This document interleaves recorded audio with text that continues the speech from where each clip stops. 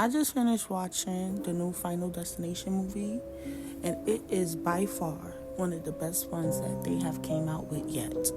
Final Destination 6 explains why Final Destination was created in the first place. And FYI, this is a spoiler alert, so if you haven't seen Final Destination yet, you should go watch it first and then come back and watch this video. In the beginning, they take us to like the 1800s, 1700s to this lady named Iris. Iris was taken out on a date. Iris was the first one to ever get a premonition. In Iris' premonition, she sees the building falling down, the people dying, pretty much everything we see in the last 5 Final Destinations.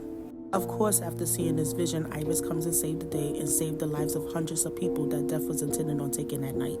But what we learned in the previous Final Destinations and in this one, Death don't like you messing with his plans.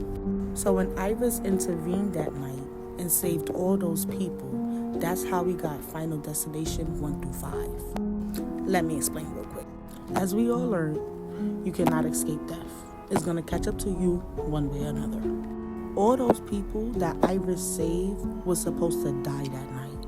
They was not supposed to live. They was not supposed to go on to have families and none of that. Being that Iris saved them that night, interfering with death, these people went on to have families, children, and grandchildren that they was not supposed to have because they was not supposed to be here. So I believe Final Destination 1 through 5 is the children and the grandchildren of the people that was supposed to die that night that Iris saved.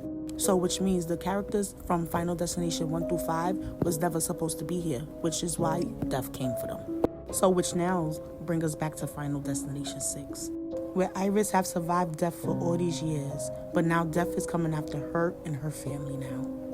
Which now brings us to the main character in Final Destination 6, Stephanie. Stephanie is Iris's granddaughter. Stephanie had been getting dreams and visions about what happened to her grandmother back in the day, which leads her to try to go find her grandmother.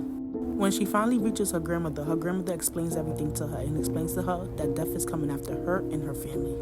After all these years of surviving death, the grandmother walks outside and sacrifices herself to show the granddaughter that this is not a joke, that this is real. Death is coming. Now that death finally got Iris out the way like it was supposed to did years ago, now it's going down to the bloodline. The next one that death is coming after next is the father, being that the father is Iris' son. This scene really gave me Final Destination 1 through 5 with the glass and the lawnmower. It just gave me, you just know something's going to happen but don't know what's going to happen. It was just so perfect, 8 out of 10. Next, who was supposed to be on the list was the son. This scene here was just so perfect, mind fuck all the way, because I really thought he died, but when he came back and he wasn't dead, I was like, wow. He was supposed to have been next on the list, but he's not the father biological son. So technically he's not related, so death couldn't take him. Not yet. So being that Eric wasn't the father's biological son, next on the list was Julia, the father's daughter, which we see here in this scene. And what I find funny about this scene is her last words was, "I don't have time for this garbage," and that's where she ended up dying, right in the garbage. Next is Bobby's turn. This is where things get interesting. They head off on the road to go find somebody named JB. JB is the one that we know that usually shows up on Final Destination 1 through 5. Here we learn who this mysterious man is and why he always showing up in Final Destination. Here we learn that he was actually at the Sky Tower the night that Iris received her premonition. He is one of the lives that Iris saved that night, which is why he been showing up in Final Destination 1 through 5. But we also learn since Iris is now dead, he's next on the list. The irony in this scene is he actually passed away before the movie came out. God rest his soul. In this scene, he tells them the rules of death. He tells them that they can either 1, kill somebody and take the time that they have left here on Earth, or 2, die and come back to life. So being that Bobby was next on the list, Eric here decides to kill him and bring him back to life. Intervene with death plan. But we all knew that wasn't going to work. Eric suggests to Bobby that Bobby should eat some nuts because as you've seen in the whole film, they've been saying that Bobby is allergic to nuts. So Eric's plan was to kill Bobby by him eating nuts, and after he dies, bring him back to life so they could cheat death plan. But of course, that didn't work, and Death don't like you intervening with his plan, so Eric ended up actually dying. And can we give it up to this scene? Because I will never walk into a hospital and look at an MRI scan machine ever the same again. Because this scene was just perfect. 9 out of 10. Perfect.